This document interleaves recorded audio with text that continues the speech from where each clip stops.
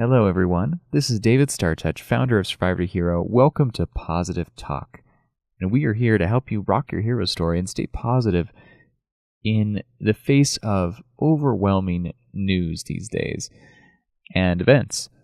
So before we get started, we're going to be covering the book, again, What Doesn't Kill Us? The New Psychology of Post-Traumatic Growth by Dr. Stephan Joseph, Ph.D. We're on Signpost 3, but before we get started on that, I would like to just address some of the events that have been going on, and I was on the fence about whether to do this before or after the series, but I think it's important to do it during, just concurrently. The Me Too movement has opened up a lot of conversations, and there's been a few posts out there about how do men engage? What is it like for men? And I have a few thoughts on this that I'll be discussing further on Facebook. But in the meantime, I would really like to encourage all men right now to just listen, just to compassionately listen without judgment, without interrogation or going too far into it. Let women share whatever they choose to share. If they just choose to share Me Too, wonderful. If they want to go into detail, just compassionately listen to their story. It is not, right now, this movement is so young. There's not a lot of time. Well, it's not the right time for action, but this is definitely an opportunity for men to just take some time to listen to the situation. Now, I understand, yes, men actually may be a part of the Me Too. Men could be the perpetrators or the predators as well. So there's all sorts of the areas to this. But right now we're in the middle of a culture change. And I've just noticed a lot of silence among men, which I hope it means they're compassionately listening. But I would just encourage all men to just be there to support women as they speak their stories, sometimes for the first time, and be witness to a part of this culture shift and see how we can support. So compassionate listening is really the best thing we can do. All right, so that said, I will have much more to say on Facebook. If you were just joining us for the first time, again, my name is David StarrTouch. I am a Ph.D. candidate in psychology, specializing in philosophy and cognitive neuroscience. My clinical master's is, yes, I'm a licensed clinical counselor, is in community counseling, and I work in Boulder, Colorado. I work in crisis, primarily working in the emergency room, doing crisis work, helping people get help, and I am also a certified life coach. I must preface that none of this is therapy. This falls under the self-help, coaching, and wellness section, and there's my legal disclaimer out of the way there. So this is actually a book from, it's called, again, What Doesn't Kill Us? The New Psychology of Post-Traumatic Growth by Dr. Stephan Joseph. He's one of the leaders in this field, and in this later section of the book, it is referred to as the Thrive model. So for those who are maybe just joining us, that's okay. You can go ahead and listen, and I just encourage you to start at Signpost 1, which is the very first podcast, when you have time, and kind of work forward back to where you are now. The episodes are listed in 20 minutes, so they're easily digestible. Now, the first signpost was about 6 episodes. The 7th episode was about how to find a therapist. The 8th episode, and it actually went out labeled incorrectly. I do apologize for that, but that is the 8th episode. And you can see it comes right after the 7th in publishing. It is about Signpost 2. Now, we completed Signpost 2 in that entire episode, and we are now moving on to Signpost 3. These later episodes will be pretty short, but I believe they are very helpful for healing your own trauma and really rising above, which is what post-traumatic growth is all about. And as always, with all of these signposts, I encourage you to have a notebook or journal or something handy if you want to take notes. If you're listening in the car, you can listen to this many times as you like, but make some notes about what may resonate for you or something to come back to. And if you can note the time, if you're watching this on a YouTube, or if you're watching this, listening to this on a podcast, and then come back to that time.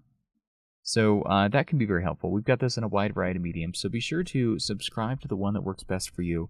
If you're not sure how to do that, however you're listening to this now is great.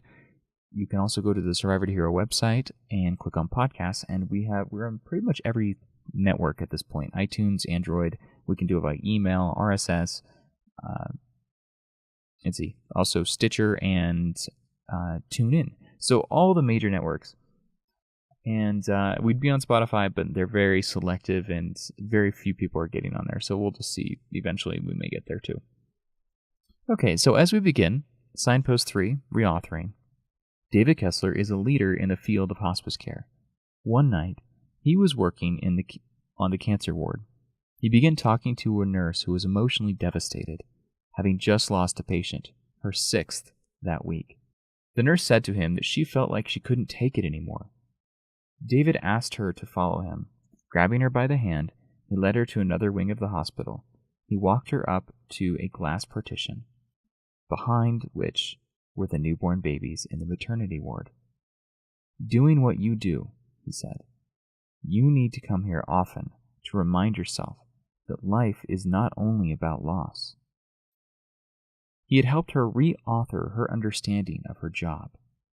Reauthoring begins with how we think of ourselves in relation to trauma. Language is important. There is a big difference between describing ourselves as victims and describing ourselves as survivors or thrivers. And I'm going to interject, or heroes.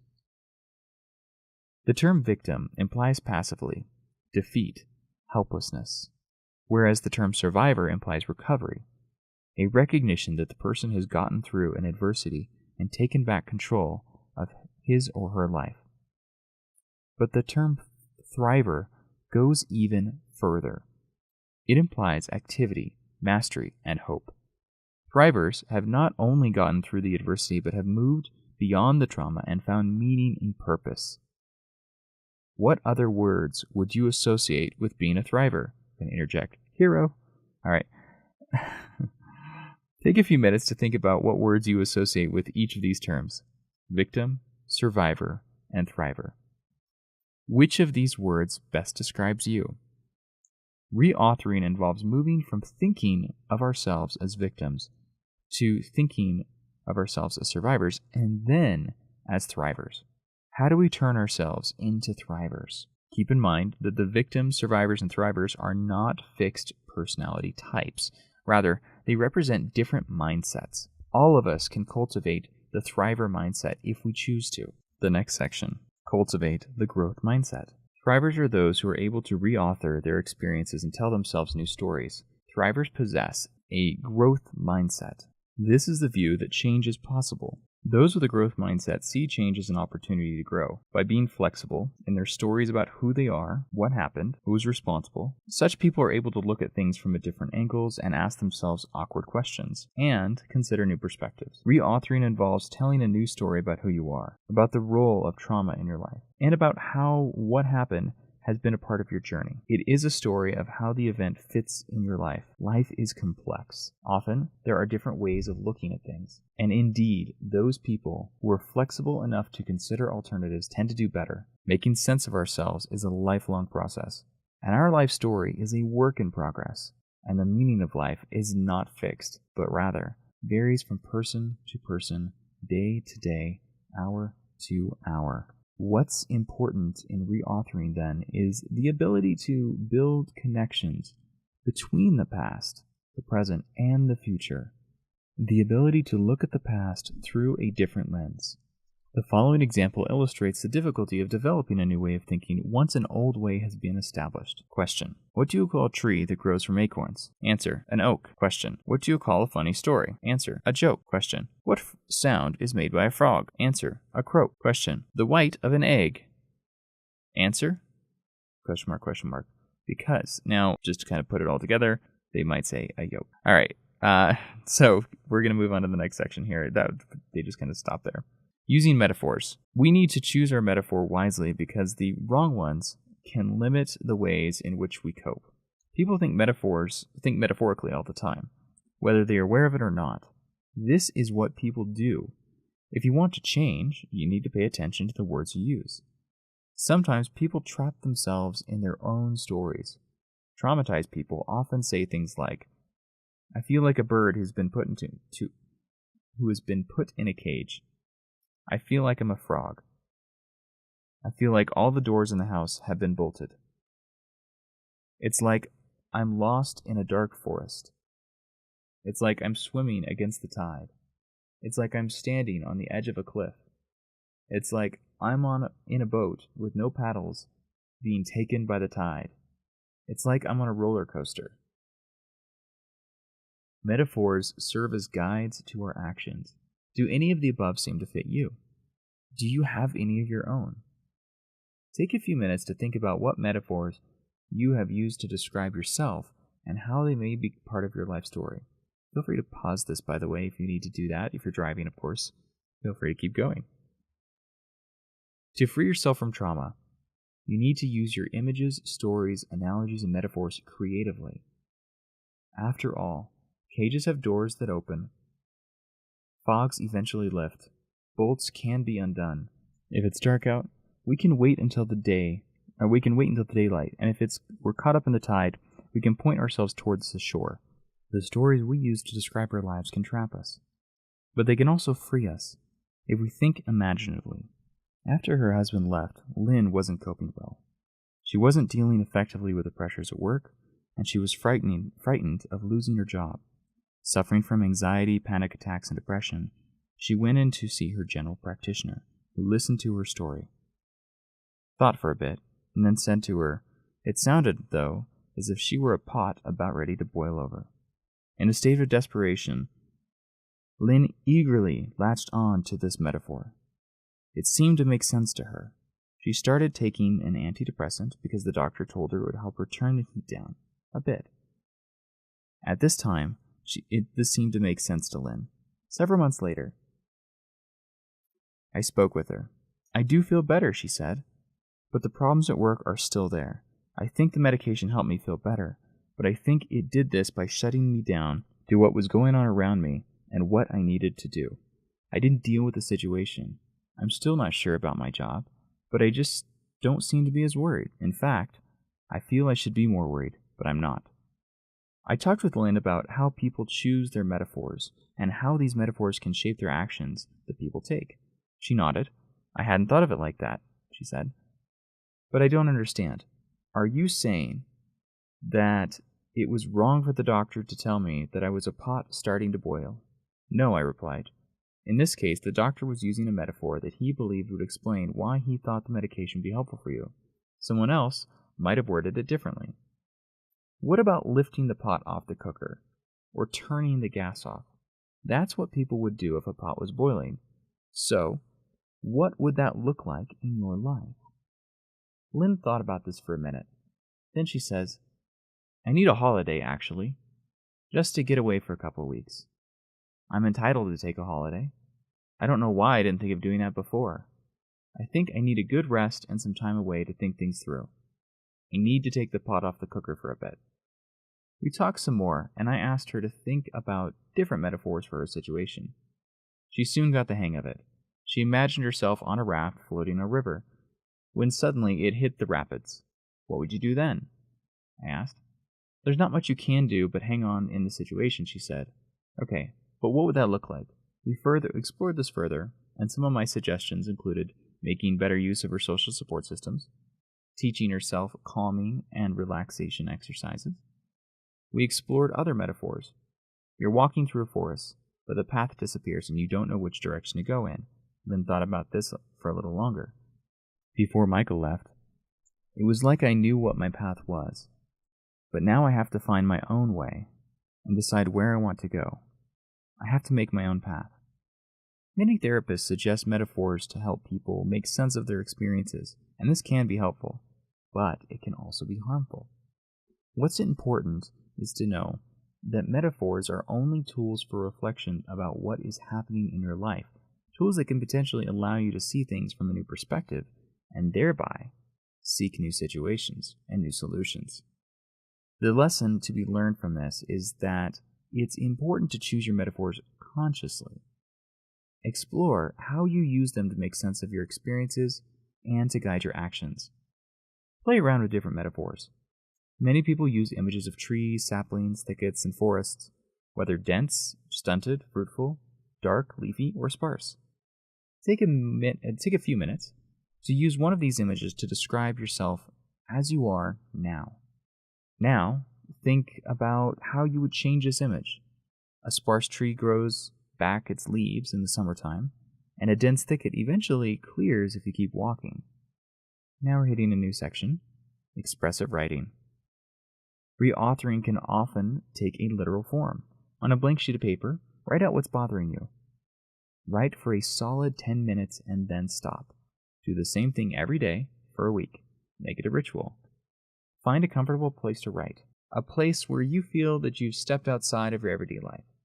Vary the style in which you write. Try writing from someone else's perspective, for example. Or try writing a letter that you wouldn't send or won't send.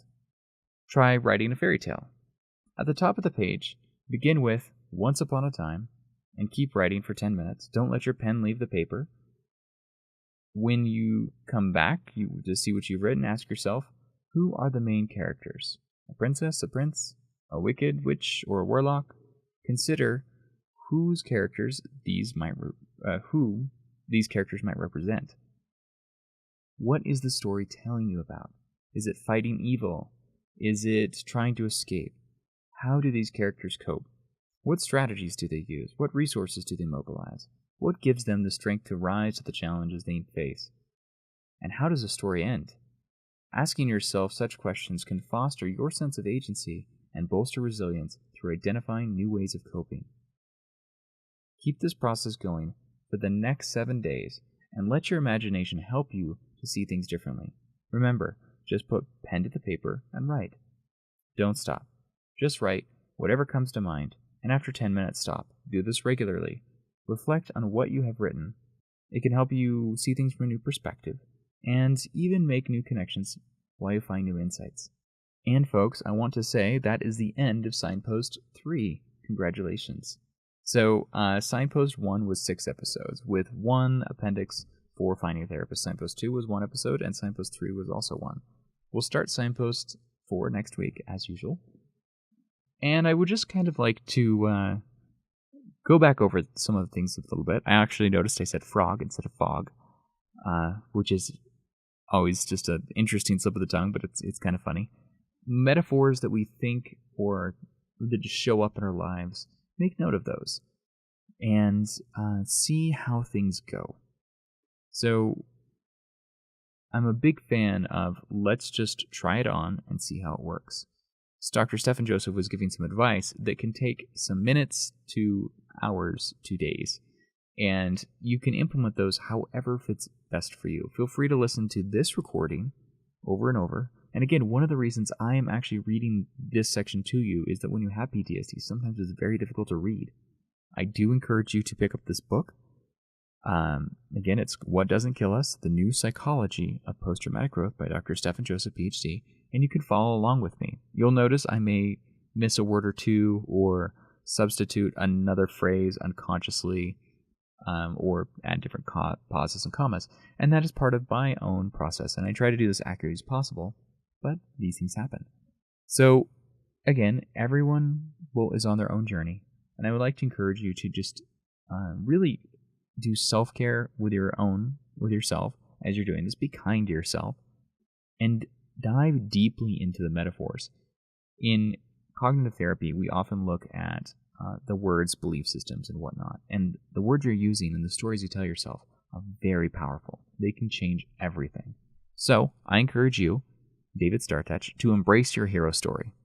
Be a rock star in your own life. Just try it. See what happens. And roll with the punches. Roll with the mistakes. And remember, each mistake just means that you're at least making an effort and you can learn from them. So if things aren't going right, that's okay. It will get better. All right, we're right at 21 minutes, so I'm just going to sign off now, and thank you so much for listening. You can subscribe on SurvivorToHero.com, iTunes, Android, Stitcher, and TuneIn. Email as well as RSS. Have a beautiful day. Namaste.